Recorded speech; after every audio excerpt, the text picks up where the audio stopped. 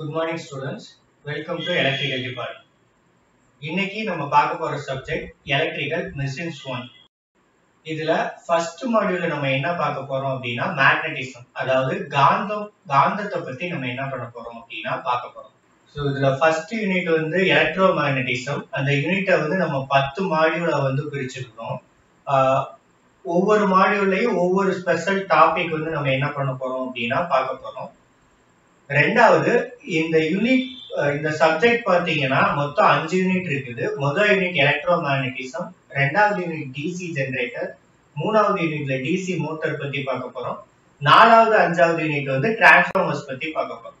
So இது எல்லாமே தெரிஞ்சுக்கணும், மிச்ச 4 யூனிட்டும் நல்லா தெரியணும் அப்படின்னா அதுக்கு நீங்க இந்த ஃபர்ஸ்ட் யூனிட் எலக்ட்ரோ மேக்னட்டிசம் ரொம்ப தெளிவா புரிஞ்சுக்கணும். புதுசா எதுவும் இல்ல, நம்ம சின்ன பிள்ளைல இருந்து விளையாண்டா அந்த காந்தத்தை பத்தி தான் நம்ம என்ன பண்ண போறோம் அப்படின்னா இந்த யூனிட்ல பார்க்க போறோம். இப்ப நம்ம யூனிட் 1ஓட மாடியூல் 1 பார்க்க போறோம். இதுல நம்ம எதை பத்தி பார்க்க போறோம் அப்படின்னா காந்தத்தை பத்தி பார்க்க போறோம். காந்தம் அப்படின்னா என்ன அப்படின்னு கேட்டீங்கன்னா நம்ம எல்லாருக்குமே காந்தம் அப்படின்னா என்னங்கிறது தெரியும். கேட்டவொடனே ஈஸியா சொல்லிடுவோம், இரும்பை ஈர்க்கிறது தான் காந்தம் அப்படின்னு நம்ம எல்லாருமே காந்தத்தை வச்சு விளையாண்டுருக்கோம். காந்தத்துக்கான பேசிக் டெஃபினிஷன் அப்படிங்கிறது அதுதான். A magnet is a material or object that produces a magnetic field. எந்த ஒரு பொருளால அதை சுத்தி ஒரு காந்த சக்தியை உருவாக்க முடியுதோ அததான் காந்தம் அப்படின்னு சொல்றோம். இது இரும்பாலையோ இல்ல ஸ்டீலாலேயோ செய்யப்பட்டிருக்கும். இதுக்கு என்ன சக்தி இருக்கும் அப்படின்னா அயன், நிக்கல், கோபால்ட் போன்ற பொருட்களை அதுக்கு பக்கத்துல ஈர்த்துக்கிற முடியும். இது போக காந்தத்துக்கு தனிப்பட்ட பண்புகள் நிறைய இருக்குது. இது எல்லாத்தையும் நம்ம என்ன பார்க்கலாம் அப்படின்னா அடுத்த மாடியூல்ல பார்க்கலாம். எலக்ட்ரிக்கல் மெஷின்ஸ்ல நான் எதுக்கு காந்தத்தை பத்தி படிக்கணும் அப்படிங்கிற கொஸ்டின் வந்து உங்களுக்கு இருக்கும். கொஸ்டினுக்கான ஆன்சர் வந்து ரொம்ப சிம்பிள். நம்ம எலக்ட்ரிக்கல் மெஷின்ல முக்கியமான பார்ட் என்ன அப்படின்னு பாத்தீங்கன்னா ஜெனரேட்டர் தான். என்னதான் சோலார் பேனலு அப்புறம் நியூக்ளியர் பவர் பிளான்ட் வச்சு நம்ம பவர் ப்ரொடியூஸ் பண்ணாலும் அதிகமான எலக்ட்ரிக்கல் பவர் எதுல இருந்து தான் வருது அப்படின்னு பாத்தீங்கன்னா ஜெனரேட்டர்ஸ்ல இருந்து தான் வருது. அந்த ஜெனரேட்டர் எப்படி வேலை பார்க்குது அப்படிங்கறத தெரிஞ்சுக்கிறதுக்கு அதுக்கான அடிப்படை பிரின்சிபல் தெரிஞ்சுக்கணும் அப்படின்னா உங்களுக்கு மேக்னெட்டை பத்தி நிறைய நல்லா தெளிவா தெரிஞ்சுக்கணும்.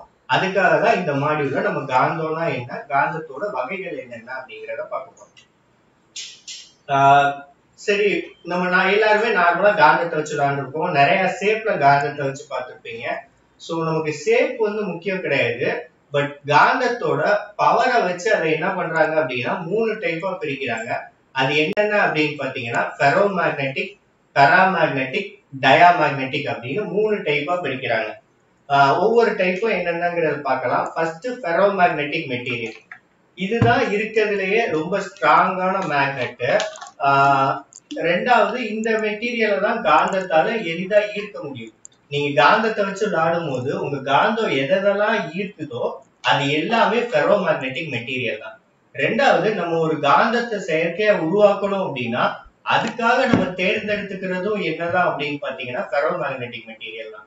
ஸோ ஃபெரோ மேக்னெட்டிக் அப்படிங்கிறது தான் ஸ்ட்ராங் மேக்னெட்டால அதிகமா ஈர்க்கப்படக்கூடியது. அதிகமா மேக்னெட்டா உருவாக்குறதும் ஃபெரோ மேக்னெட்டிக் மெட்டீரியல்ஸ் தான். இது என்னென்ன அப்படின்னு பாத்தீங்கன்னா அயன், நிக்கல், கோபால்ட், இந்த 3 தான். சோ அடுத்து நம்ம பாக்குறது பெராமேக்னெட்டிக் மெட்டீரியல்.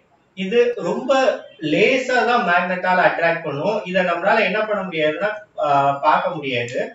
ஒரு பெராமேக்னெட்டிக் மெட்டீரியல் பக்கத்துல நீங்க காந்தத்தை கொண்டு போனீங்க அப்படின்னா கூட அது ஈர்க்கிறத உங்களால கண்டுபிடிக்க முடியாது. அதை கண்டுபிடிக்கணும் அப்படின்னா உங்களுக்கு ரொம்ப சென்சிட்டிவான ஒரு சின்ன ஃபோர்ஸ்ல ஏற்படுற மாற்றத்தை மெஷர் பண்ற ஒரு அளவிடுறதுக்கு ஒரு பொருள் வேணும்.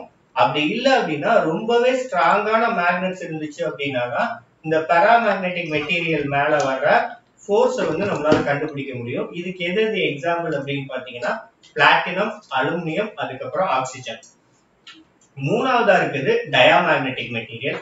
ரொம்ப கம்மியான அளவு தான் மேக்னெட்டிக் பவர் இருக்கும். இது வரைக்கும் நம்ம பார்த்தது போக மிச்ச எல்லா சப்ஸ்டன்ஸுமே டயாமேக்னெட்டிக் தான். இது மேக்னெட்டிசேஷன் இல்லாத பொருள் அப்படின்னு கூட சொல்லலாம். அந்த அளவு ரொம்ப கம்மியா இருக்கும். இதுக்கு நிறைய எக்ஸாம்பிள் இருக்கு. ரொம்ப காமனா சொல்லணும்னா வுட், பிஸ்முத், பிளாஸ்டிக், இதெல்லாம் நம்ம என்ன சொல்லலாம் அப்படின்னா டயாமேக்னெட்டிக் மெட்டீரியல் அப்படின்னு சொல்லலாம். இந்த 3மே மேக்னெட்டோட மெட்டீரியலை பொறுத்து நம்ம சொல்றோம். அதாவது அந்த மெட்டீரியல் வந்து எந்த அளவு காந்தத்தால அட்ராக்ட் பண்ண முடியும், இல்ல நம்ம அதை காந்தமா மாத்த முயற்சி பண்றோம் அப்படின்னா அது எந்த அளவு அதோட காந்தத்தன்மையை தனக்குள்ள தக்க வச்சுக்கிட முடியும் அப்படின்னு. ஏன்னா எல்லா காந்தமுமே இயற்கையா கிடைக்கிறது கிடையாது, நம்ம செயற்கையா நிறைய இதுதான் உருவாக்குறோம். அப்படி செயற்கையா உருவாகுறதுக்கு நான் மேக்னெட்டிக் பவர் உள்ள கொடுத்ததுக்கு அப்புறம் அதால எவ்வளவு நேரம் அந்த மேக்னெட்டிக் பவரை வச்சிருக்க முடியும் அப்படிங்கிறத பொறுத்துதான் நம்ம இந்த 3 டைப்பா பிரிச்சிருக்கோம். ஸோ ஃபெரோ அப்படின்னா ஃபுல் அப்படின்னு வச்சுக்கோங்க, ஃபுல்லா மேக்னெட்டிக் பவரை வச்சுக்கிறோம். பெரா அப்படின்னா பாதின்னு வச்சுக்கோங்க, ஸோ ரொம்ப கம்மியான அளவு தான் மேக்னெட்டிக் பவர் இருக்கும். டயா அப்படிங்கிறது மிச்சம் இருக்குது, ஸோ அதுல எதுவுமே இருக்காது. டை அப்படின்னு வச்சுக்கோங்க, உள்ள கொடுத்த மேக்னெட்டிக் பவர் உடனே அதுல இறந்து போயிடும். ஸோ அடுத்து நம்ம என்ன பண்ண போறோம்னா, அந்த ஒரு மேக்னெட்டுக்கு அதோட மேக்னட்டிசம் சோர்ஸ் வந்து எதுல இருந்து கிடைக்குது, எப்படி இருக்குது அப்படிங்கிறது. அதாவது எப்படி ஒரு லேம்புக்கு எலக்ட்ரிக்கல் எனர்ஜி வந்து நம்ம கொடுக்குறோமோ அதே மாதிரி ஒரு மேக்னெட்டுக்கும் நம்ம மேக்னெட்டிக் பவர் கொடுப்போம். அது எப்படி இருக்குது அப்படிங்கிறத வச்சு அதை நம்ம 2 டைப்பா பிரிக்கிறோம். என்னென்ன அப்படின்னு பாத்தீங்கன்னா, ஃபர்ஸ்ட் வந்து பெர்மனன்ட் மேக்னெட். பெர்மனன்ட் அப்படின்னாலே உங்களுக்கு தெரியும், நிரந்தரமா இருக்கக்கூடியது. இததான் நம்ம என்ன சொல்றோம் அப்படின்னா பெர்மனன்ட் மேக்னெட்ஸ் அப்படின்னு சொல்றோம். ரெண்டாவது எலக்ட்ரோ மேக்னெட்ஸ். எலக்ட்ரோ அப்படின்னா உங்களுக்கு தெரியும் எலக்ட்ரிக்கல் எனர்ஜி. எலக்ட்ரிக்கல் எனர்ஜியை வச்சு அதுக்கு காந்தத்தன்மை வந்துச்சு அப்படின்னா அது எலக்ட்ரோ மேக்னெட். இப்ப நம்ம பார்க்க போறது பெர்மனன்ட் மேக்னெட். பெர்மனன்ட் அப்படின்னா நிரந்தரமான அப்படின்னு அர்த்தம். இந்த காந்தத்துக்கு நீங்க அதாவது இது வந்து ஃபெரோமேக்னெட்டிக் மெட்டீரியலால செஞ்சிருப்பாங்க. இதுக்கு ஒரு தடவை காந்தத்தன்மை கொடுத்தீங்கன்னா அந்த காந்தத்தன்மை இது எப்பவுமே நிரந்தரமா தக்க வச்சுக்கிறோம். இதுக்கு பேர் தான் பெர்மனன்ட் மேக்னெட்ஸ் அப்படின்னு சொல்றாங்க. நம்ம சின்ன வயசுல வச்சு விளையாண்ட காந்தம், இது போக நீங்க ஏதோ ஒரு பொம்மையை உடைக்கிறீங்க, அந்த பொம்மைக்குள்ள ஒரு காந்தம் இருக்குது, அது மாதிரி வச்சிருக்கீங்க. இல்ல செவுத்துல வேற ஏதாவது முன்னாடிலாம் நம்ம அந்த சாமி படத்துக்கு பின்னாடி அந்த மாதிரிலாம் காந்தம் இருக்கும்.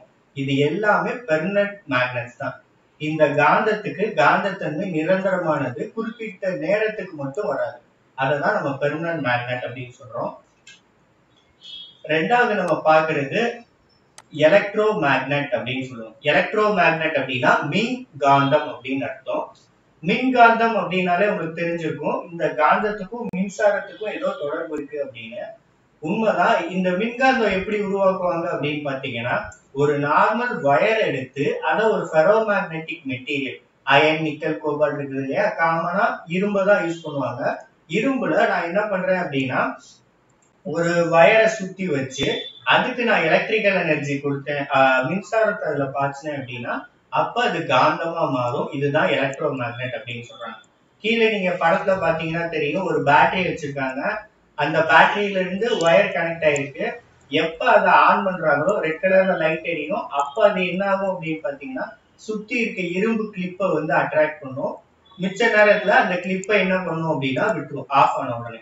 சோ ஒரு எலக்ட்ரோ மேக்னெட் வந்து எப்படி பெர்மனன்ட் மேக்னெட்டுக்கு வந்து நிரந்தரமா காந்தத்தன்மை இருக்குதோ, எலக்ட்ரோ மேக்னெட் அதுக்கு அப்படி நேர்மாறா இருக்கும். எப்ப அதுல மின்சாரம் பாயுதோ அப்ப மட்டும்தான் அதுக்கு காந்த சக்தி இருக்கும். மிச்ச நேரத்துல அதுக்கு எந்த விதமான காந்த சக்தியும் இருக்காது. அது ஒரு நார்மல் வயர் மாதிரிதான் இருக்கும். அந்த டைம்ல அது பக்கத்துல நீங்க கொண்டு போய் ஒரு இரும்பை வச்சா கூட எந்த விதமான ஈர்ப்பு சக்தியும் உங்களால பார்க்க முடியாது. இதுதான் எலக்ட்ரோ மேக்னெட் அப்படின்னு சொல்றாங்க. இந்த எலக்ட்ரோ மேக்னெட் எங்கெங்க யூஸ் பண்றோம் அப்படின்னு பாத்தீங்கன்னா, முதல் விஷயம் ஜெனரேட்டர், மோட்டர், டிரான்ஸ்ஃபார்மர், இந்த 3 விஷயத்தையும் தான் நீங்க எலக்ட்ரிக்கல் மெஷின்ஸ்ல படிக்க போறீங்க. இதுல எலக்ட்ரோ மேக்னெட் எப்படி வேலை செய்யுது அப்படிங்கறத அடுத்தடுத்த யூனிட்ல நீங்க பார்க்க போறீங்க. இதுல இப்ப நம்ம என்ன அதனாலதான் இப்ப ஃபர்ஸ்ட் நம்ம என்ன பண்றோம்னா மேக்னெட்டை பத்தி தெளிவா தெரிஞ்சுக்கணுங்கிறதுக்காக பார்த்துருக்கோம். இது போக நம்ம வீட்டுல யூஸ் பண்ற காலிங் பெல்லு, அப்புறம் பஸ்ஸர்ஸ், நம்ம கேட்கிற ஹெட்போனு, ஹோம் தியேட்டர் ஸ்பீக்கர்ஸ், இது எல்லாத்துலயுமே வந்து என்ன இருக்கும் அப்படின்னா எலக்ட்ரோ மேக்னெட் இருக்கும். இது போக நம்ம இப்ப யூஸ் பண்ற மெமரி டிவைசஸ் எல்லாத்துலயுமே வந்து என்ன இருக்கும் அப்படின்னா இந்த எலக்ட்ரோ மேக்னெட்ஸ் வந்து இருக்கும். ஸோ இதுதான் எலக்ட்ரோ மேக்னெட்டோட அப்ளிகேஷன்ஸ். இந்த மாடியூல் இதோட முடியுது. அடுத்த மாடியூல்ல நம்ம என்ன பண்ணுவோம் அப்படின்னு பாத்தீங்கன்னா, காந்தத்தோட இயற்கையான பண்புகள் என்னென்ன அப்படிங்கிறத நம்ம பார்க்க போறோம். உதாரணத்துக்கு நீங்க உங்களுக்கு காந்தம் வந்து இரும்பை ஈர்க்கும் அப்படிங்கறத ஈஸியா சொல்லிடுவீங்க. ஏன் அதை ஈர்க்குது அப்படிங்கிறது உங்களுக்கு தெரியாது. ஓகேவா? அததான் நம்ம என்ன பண்ண போறோம் அப்படின்னா அடுத்த யூனிட்ல பார்க்க போறோம்.